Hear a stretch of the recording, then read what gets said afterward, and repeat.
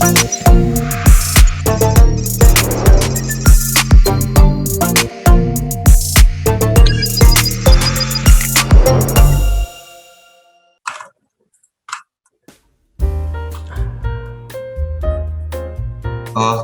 you Bro Welly, waktunya udah sharing banyak juga. Untuk teman-teman yang belum tahu saya, nama saya Samuel. Saya partnernya Welly di Saifin. Kita bikin sesuai dibilang sama Welly tadi, kita bikin market making algorithm sih. Jadi kita di Saifin nggak bikin algorithm untuk trading directional per se ya. Karena kan kalau misalnya kita untuk market making itu kita nggak berusaha predik arah lah ya kita cuma berusaha kasih quote aja. Nah hari ini saya mau nambahin lagi, saya lanjutin apa yang udah di-share sama Bang Welly. Jadi kayak untuk dalam konteks memajukan kita punya komunitas Pons ID, ini kita berdua, saya sama Bang Welly pengen coba open sourcein salah satu library kita. Mungkin udah nggak terlalu works kayak dulu ya, karena tahun 2016 itu pertama kali saya coba untuk implement library ini tuh return-nya memang luar biasa, memang gitu banget sih, memang ya, exceptional. Cuman sekarang mungkin karena dari tahun lalu udah mulai banyak institutional trader yang masuk, jadi mulai degrade performance-nya. Tapi saya pengen share juga gimana kita berdua ini dalam prosesnya dalam mengambil keputusan kalau kita bikin suatu strategi. Ini saya pengen tunjukin, mungkin teman-teman yang ngerti C atau C++ atau basic statistik mungkin akan ngerti ya. Ini ada library namanya, kita kasih nama library directional statistic. Kenapa directional statistics? Karena ini merupakan statistik dasar seperti ordinary least square, regresi gitu ya. Lalu ada non-parametric regression, beberapa teknik-teknik yang simple sekali yang kalau teman-teman kalau dulu pernah kuliah pasti tahu lah ada bentuk-bentuk method seperti ini. Contohnya ini saya ada kasih di sini OLS. Jadi ini saya dulu tulis ini OLS ini, kenapa saya tulis sendiri nggak pakai library kayak Stats Models atau sklearn?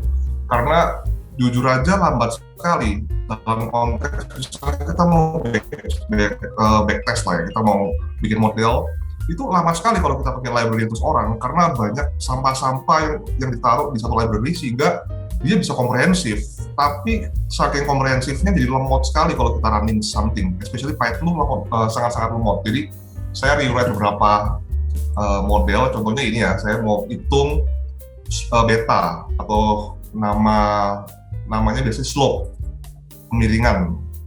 Ini saya coba tulis sendiri supaya kalau di run itu cepat sekali, jamin deh. Kalau teman-teman mau coba pakai install cepat banget ini. OLS ini ordinary square, ini merupakan regresi. Kalau teman-teman pernah dengar regresi itu OLS ini yang paling dasar ini. Jadi model regresi itu biasanya di-solve dengan menggunakan matrix multiplication ya kan. Kalau ini kita pakai yang benar-benar closed form formula, artinya kita mau solve dengan rumus yang baku, walaupun masih numerical tapi terbatas sekali, predictable lah loopnya ini. Lalu ini ada beberapa strategi lain, statistik lainnya. Contohnya mungkin yang teman-teman familiar tuh ini, Low-Makin-Way, ya kan? Kita pengen tahu berdasarkan variance ratio. Variance itu tingkat volatility, seberapa volatile suatu aset. Kita pengen tahu rasionya dalam volatility jangka pendek dan jangka panjang. Kita pengen tahu apakah tendensinya ini suatu series itu bakal reverting atau bakal continue. Basic-basic lah ini ya. Lalu ada juga ini yang menurut saya cukup spesial karena Man Candle ini sangat unik. Karena Man Candle ini sebenarnya dia juga regresi, tapi kalau di dalam regresi biasa OLS itu kita berusaha mencari bikin estimate untuk parameternya dengan cara menggunakan mean atau rata-rata. Sehingga kalau di data keuangan itu kan banyak sekali data-data yang distribusi itu nggak normal. Sehingga ketika kita implementasi suatu model yang dasar aja, itu bikin jadi banyak outliers yang bikin estimate-nya jadi sangat-sangat bias. Sedangkan ini satu library yang kita share, ini kita menggunakan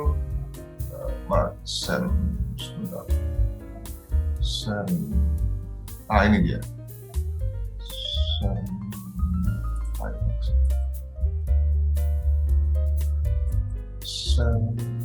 Sebentar. Kita menggunakan median di sini. Ini. Kita compute mediannya dulu. Jadi untuk kita estimate sebuah parameter, kita menggunakan mediannya instead of mean atau rata-ratanya. Komutasinya mungkin sedikit lebih nggak efisien dibandingkan dengan kita pakai OLS atau regresi biasa, tapi hasilnya most of the time bakal lebih bias free lah, nggak entirely free dari bias atau error, tapi bakal lebih mendekati. Teman-teman bisa lihat tuh di Wikipedia, namanya Nielsen Estimator, ya kan? Ini contoh 2 regresi yang parametrik. Ada dua teknik lagi yang non parametrik. Artinya kita nggak specifically berusaha untuk estimate parameter, tapi kita cuma pengen tahu, given ada time series, apakah time seriesnya bakal ada tren atau enggak. Simpelnya gitu. Itu contohnya ini, Mann-Kendall. Algoritmnya simple banget nih. Basically kita cuma pengen tahu perubahan dari setiap data poinnya secara continuous tadi ya. Itu kira-kira gimana? Positif atau negatif? Nah, saya pengen cerita dikit gimana strategi yang tadi udah di-share sama Bang Wendy, gimana kita comes up with the strategi dengan beberapa model statistik yang sangat simple seperti yang saya share saat ini. Jadi tadi di Kaggle, Bro Wendy bisa di-share nggak linknya, Bro? Saya sedikit sharing. Jadi di dunia kripto itu unik karena nggak seperti FX atau Forex ya, ataupun saham. Karena saham itu diperdagangkan biasanya 5 hari dalam seminggu, paling cuma 7-8 jam sehari. Kan? Enggak ada 6 jam, sekitar 6 jam, 7 jam per hari. Sedangkan FX Sabtu Minggu masih libur tuh. Kripto itu unik karena players-nya all over the world, baik di China ataupun di US, even di Europe, di UK in particular tuh udah mulai banyak, sama di Amsterdam ya. Itu banyak institutional players yang all over the world, around the clock, mereka selalu ada decision making, keluar masuk, adjusting position di market. Jadi di kripto ini dalam comes up dengan harga misalnya Bitcoin ya, atau misalnya Ripple, Ethereum, itu nggak ada single source of price. Source of price itu banyak banget. Jadi kita nggak bisa bilang harga Bitcoin sekarang misal ya 40.000 atau berapa, kita nggak bisa bilang itu. Kita harus agregasikan dari berbagai tempat. Dan dari itu, saya memiliki hipotesa, artinya ada order flow itu moving all around the clock, dari misalnya dari eastern to the west gitu kan, muter. Sehingga dalam 24 jam itu ada flow of orders yang bisa positif atau negatif, tapi akan cenderung continue. Artinya ketika ada tendensi buy di pagi hari, nanti sampai malam hari itu akan cenderung ada continuation of buying orders. Nah, untuk kita bisa capture fenomena tersebut, yang waktu itu kita lakukan adalah kita berusaha capture very short term momentum. Kalau teman-teman pernah dengar auto regression, itu kita bisa tes apakah ada tendensi bahwa return itu bakal continue dalam waktu jangka pendek atau enggak. Dalam konteks ini kita coba untuk cek nih. Jadi ini period 15 ini artinya kita gunakan periodnya 15 menit. Jadi data yang udah di-share sama Bang Meli itu datanya tuh per menit. Di zoom dikit dong. Nah, exactly ya. Yeah. Oke. Thank you. Di period ini itu kita pengen gunakan data 15 menit. Jadi kita agregasi data yang per 1 menit bar itu jadi 15 menit. 96 ini kita pengen look back-nya 24 jam terakhir. Jadi the idea of creating the signal ini kita pengen tahu given 24 jam terakhir itu ada tendensi yang kuat nggak secara statistik, ada perubahan tren yang kuat nggak. Kenapa nggak pakai, teman-teman kan biasanya ada yang pakai Donchian channel untuk breakout trading atau moving average even ya. Kalau saya personally nggak suka karena moving average breakout satu itu commonly known statistical values yang udah dipakai banyak orang. Yang kedua, breakout tuh implies kita harus mengejar market. Artinya ketika ada breakout kita harus market buy. Kalau ada break ke bawah kita harus market sell. Kita kehilangan banyak edge. Artinya kalau kita di order book kita lihat, kita mau beli apa jual, kita tuh selalu kalau beli kita beli di kanan, jual di kiri. Akibatnya apa? Kita boros lah, kita buang-buang uang ya, karena harus bayar fee lah lebih mahal ya kan. Terus harus crossing the spread. Sometimes kalau marketnya volatile, spread itu dari 0,01 bisa jadi 5. Kalau misalnya trading sekali nggak kerasa, kalau dalam setahun trading berapa kali udah lumayan jadinya. Nah, jadi idenya pakai signal ini, kita berusaha untuk processing dari statistical value, kayak contohnya T-statistik ya kan. T-statistik itu kan seperti normal distribution yang menggunakan Z-value, tapi dikasih error adjustment sehingga bisa reflect wider standard errors lah. Jadi di sini kan kita menggunakan tadi yang seperti saya bilang Thiel-Sand method, yaitu kita coba gunakan median untuk estimate parameter trend yang kita mau. Lalu ini kita gunakan lagi OLS, tapi kita kasih filter lagi value dari T-statistiknya dengan menggunakan R-square-nya. Jadi R-square itu seperti korelasi lah. Korelasi, kalau misalnya kita estimate trennya positif, tapi korelasinya rendah, ya kita kayaknya ini trennya palsu nih. Jadi kita filtering, kita kasih punishment ke modelnya, ya kan? Lalu kita gunakan untuk diversification, signalnya didiversifikasi untuk setiap simbolnya. Kita kasih non-parametric model. Mancandle sama Cox-Stuart ini biasanya dipakai untuk kayak di badan meteorologi, pasti pakai itu ya kan? Untuk estimate perubahan cuaca. Ini pasti orang pakai ini untuk filtering datanya, or even untuk predict. Nah, dari sini saya lompat langsung.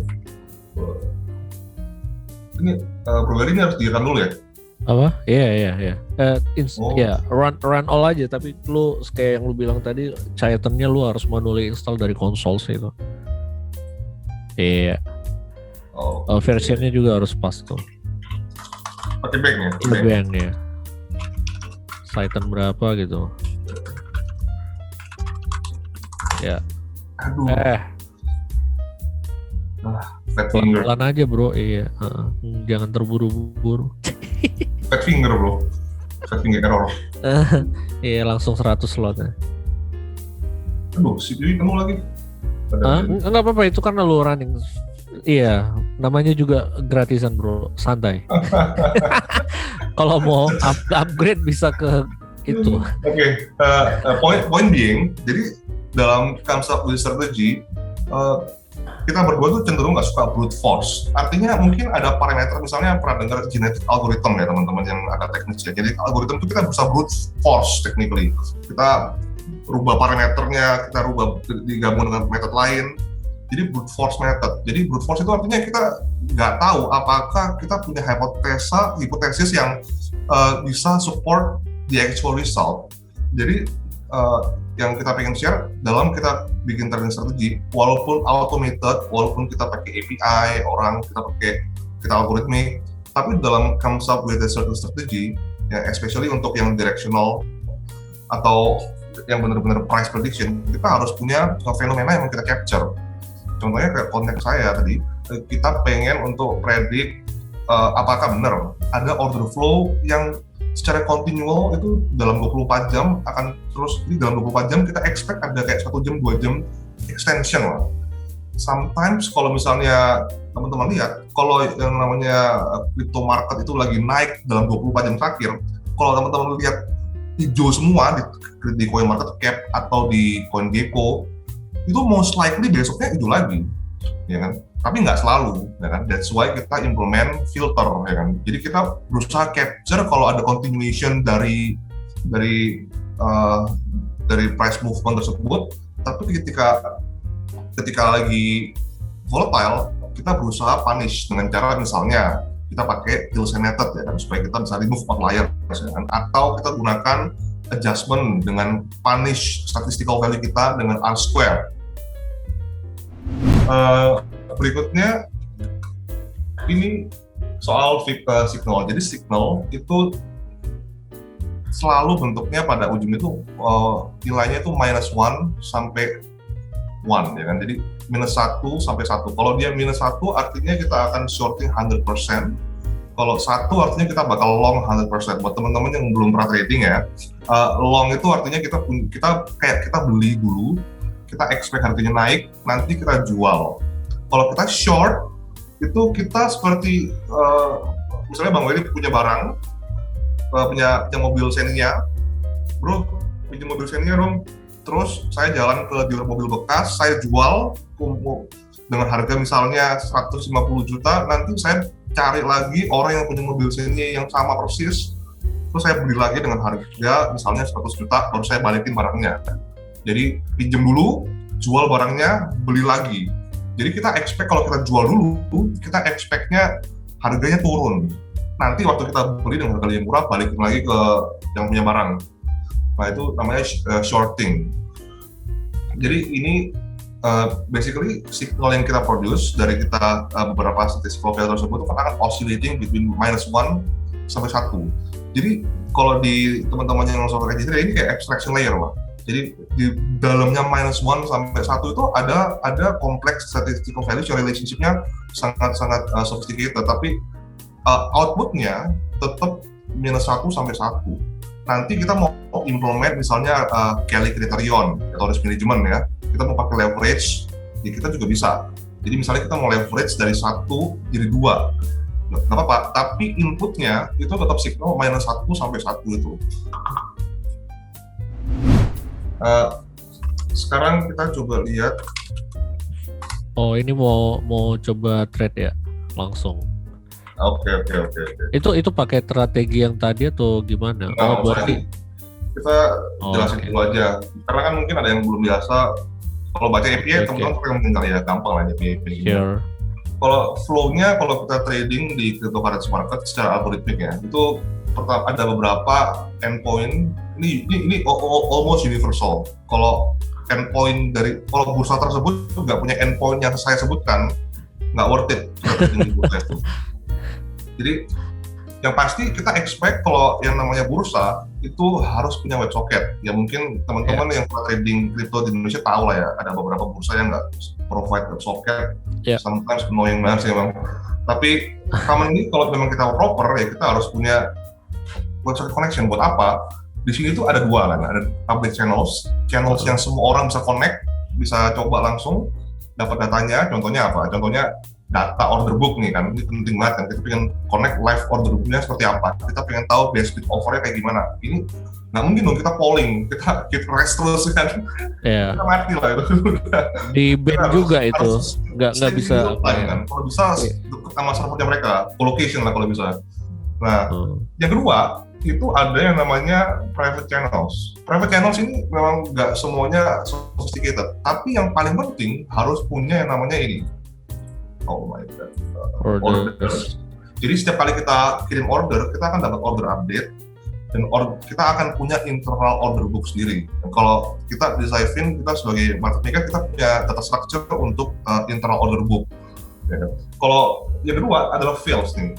Fails ini kalau kita punya order di execute atau kita kirim market order, dia akan langsung ada fail. Fail itu artinya kita berhasil beli atau berhasil jual. Di sini kalau misalnya, tapi kalau kita mau yang sophisticated, kalau teman-teman hardcore software engineer yang suka data structure, ya kita nggak perlu tuh fields tuh, kita cuma perlu connect ke orders aja. Kita perlu build our own order book, kita hitung sendiri kontrak kita berapa, supaya kita bisa interact sama market. Ya. Jadi kita harus tahu ada yang namanya stream of orders update yang real time, itu penting banget.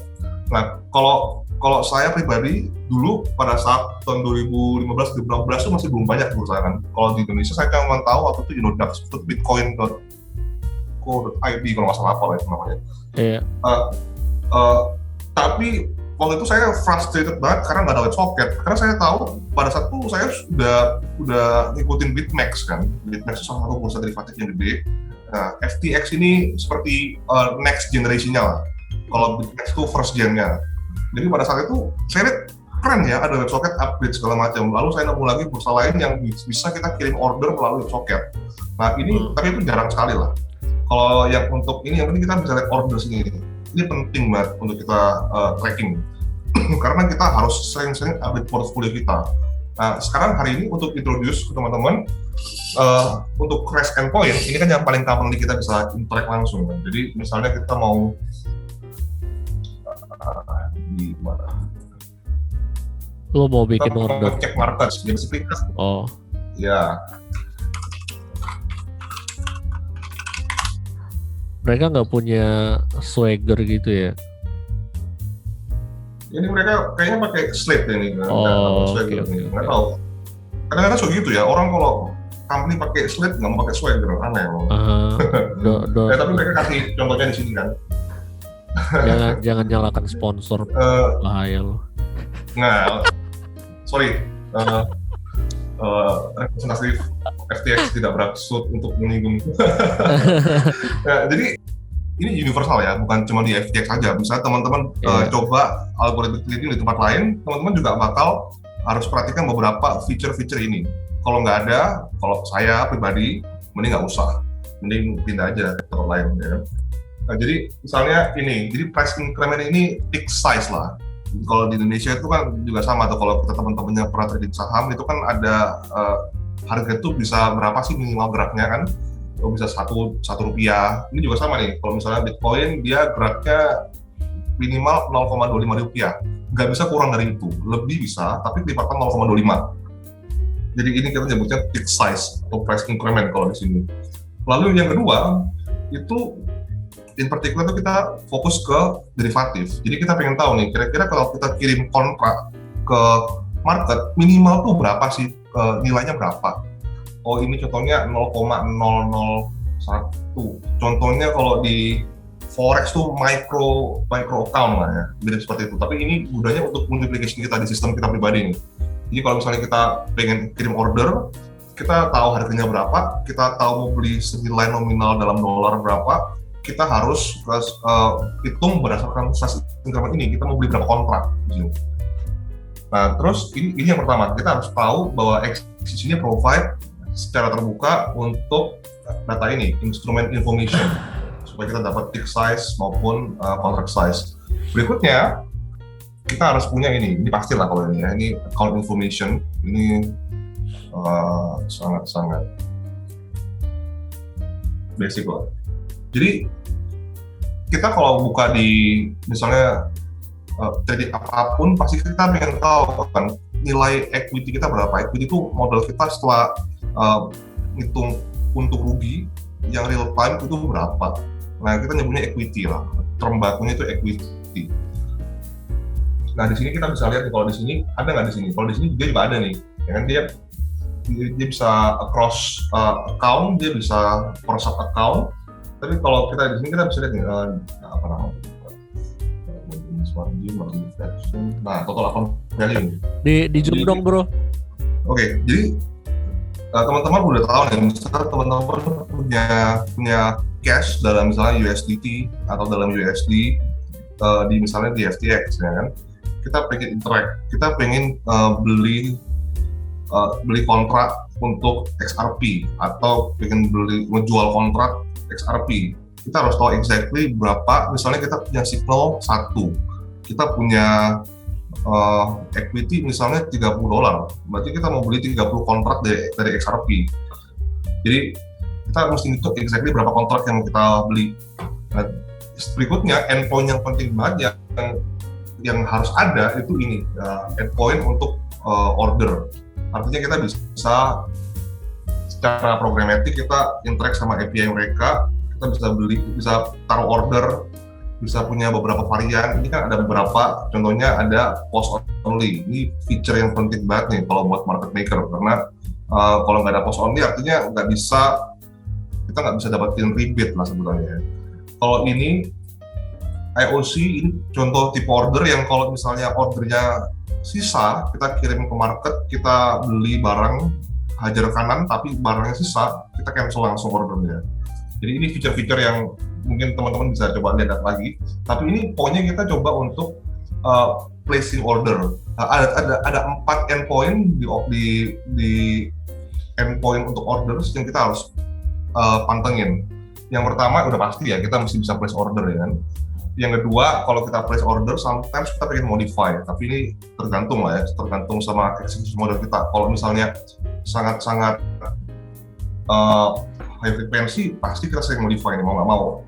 Lalu cancel order, dan yang terakhir itu ini, cancel all orders. Jadi yang agak beda di trading di pasar lainnya dibandingkan dengan di crypto market, apapun itu sometimes sistem itu bisa down. Nggak tahu kapan, tapi ketika market lagi sangat-sangat volatile, bisa aja down tiba-tiba, dan kita harus siap untuk secepat mungkin cancel everything. Semua di cancel, close all position kalau bisa. Tapi first and foremost, kita harus cancel everything, ini paling penting. Nah, tapi yang jadi barrier to entry biasanya untuk teman-teman bisa pakai API ini biasanya itu untuk authentication. Karena kalau untuk kita buka market sini kan easy, dan kita tinggal buka aja nih ftx.com API markets, selesai. Tapi kalau kita mau interact sama account kita, sometimes itu yang agak tricky, karena kita mesti bikin namanya signature, karena kita harus kasih tahu bursanya, bursa ini yang ngirim order account gue ya, nah itu harus spesifik kasih tahu ke bursanya. Jadi saya kasih contoh simple nih, hari ini saya kasih contoh simple. Contohnya ya, ini account untuk Quants ID ini yang udah saya bikin waktu itu. Nah ini kita harus bikin yang namanya API atau dengan API secret ini. Ini gunanya untuk kasih tahu ke bursa itu bahwa kita lagi mau berinteraksi dengan account kita secara spesifik dengan account misalnya Quants ID demo. Jadi kita dalam prosesnya kita harus melakukan namanya signing. Jadi kita harus kasih tahu dengan cara kita kasih nih pakai HMAC nih kan, kita bikin signature. Nah nanti ini bisa dibikin function buat create, atau teman-teman yang jago biasanya bisa buka di GitHub, banyak open source library. Tapi basically untuk kita interact ini beda ya, tapi ya sama kalau misalnya teman-teman udah pernah pakai Ajaib atau pakai misalnya Stockbit, mereka mungkin bisa kita hit API-nya ya. Cuman itu sebenarnya nggak legal itu sebenarnya, karena kan mereka punya term of service. Kalau ini public API yang di-provide untuk public buat consume. Yeah. Jadi kita tuh nggak ada. Yeah. Dan itu juga direct market access ya. Direct market access itu ada dua tapi. Direct market access yang pertama, direct market access yang arti kita langsung bisa kirim ke order book-nya atau matching engine-nya bursa. Tapi kita pakai internet. Jadi mau nggak mau ya kita tetap lewat jalur yang sama, kita pakai jalan tol yang sama. Yang kedua, itu kita pakai direct market access yang kita bypass internet langsung. Jadi kita udah nggak bypass internet lagi, kita punya program jalan berinteraksi langsung sama bursa tersebut. Biasanya kalau market maker, mereka akan pakai direct access seperti itu, pakai yang kedua. Kalau untuk direct market access yang pertama, ini biasanya untuk public lah ya. Karena kan nggak butuh latency, nggak butuh colocation dan lain-lain. Nah, tapi ini contohnya ya, jadi coba dirun aja langsung.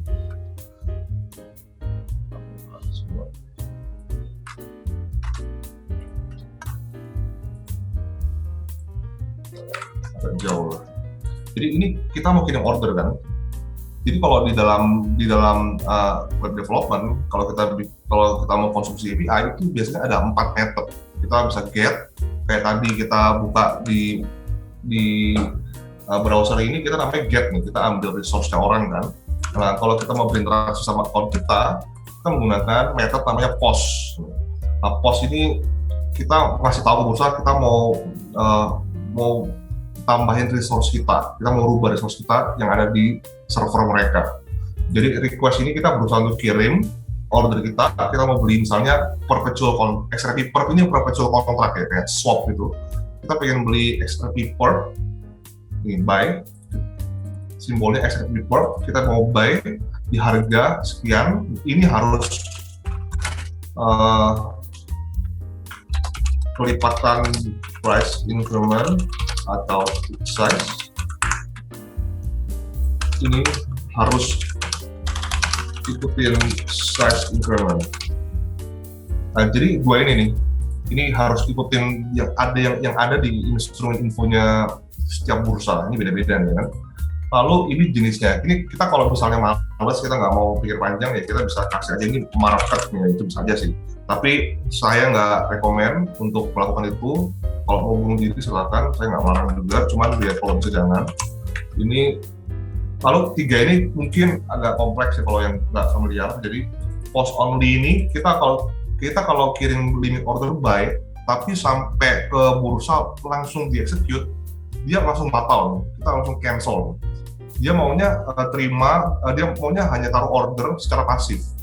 Nanti kalau ada orang yang mau beli nanti, nah order ini akan bisa ter-execute. Tujuannya apa? Tujuannya kalau di bursa kripto itu biasanya mereka punya fee structure. Ada yang namanya micro fee, ada yang namanya taker fee. Micro fee itu artinya kita kalau order kita pasif, kita dapat antara kita dapat diskon atau kita dibayar sama bursa untuk kita providing liquidity. Kalau kita taking liquidity, kita kayak market order, pasti kita bakal bayar lebih mahal lah, pasti lah. Nah, jadi ini ada beberapa poin penting. Nah ini yang kita bilang kita bikin signature. Ini hampir semua bursa mirip-mirip lah kalau ini bikin signature, tapi headersnya, komponen ininya beda-beda. Coba saya.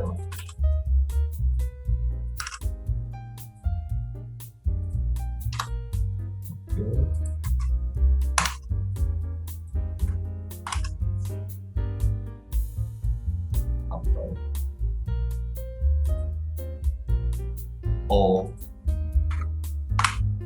sorry.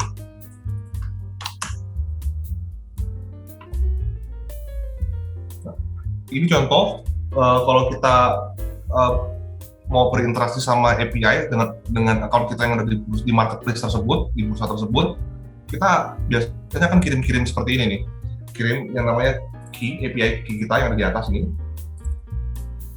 dan kita kasih signature kita, karena di sini kan kita ada, ini kita sebutnya payload ya, data apa aja yang kita kasih ke bursa, apa yang kita lakukan di sini kan. Ini konteksnya kalau kita mau kirim order, ada post, ada lagi kita bisa modify. Jadi kita misalnya punya order, kita taruh di order book dan kita mau rubah, kita interact sama yang namanya modify endpoint. Dan yang terakhir kita cancel order. Tapi ini yang paling simple nih. Sorry, harus tidak lagi. Nah, ini saya pakai internet jelek sekali nih di rumah saya nih. Tapi cepat kan, interact-nya cepat kan. That's why kalau kita algorithm trading itu ya namanya algorithm trading ya, kita harus pakai API. Tapi sometimes kita lupa ada yang namanya latency. Jadi sometimes ini kita harus ukur manual. Ada juga endpoint buat checking apakah order yang kita kirim itu nyampenya lama atau cepat. Nah itu juga ada juga tuh nanti ya. Tapi ini basically kalau kita dalam proses algorithm trading itu kita kayak gini nih. Kita interact-nya seperti ini. Jadi sebenarnya seperti buying and selling biasa, tapi kita menggunakan API-nya. Kira-kira Bro Welly ada mau nambahin? Berarti kita butuh satu sesi lagi kayaknya untuk nyambungin dari research alpha yang tadi ke betul. Ya. Just to make sure gitu supaya mereka nggak lost gap aja. Tapi mungkin nggak di sesi ini ya kali ya. Mungkin di next session or something kita mungkin bisa minta teman-teman yang mau belajar untuk supaya nggak kita aja yang present saya, maksudnya bosen kali mereka lihat kita. Mungkin nanti si Velita ya present. Iya.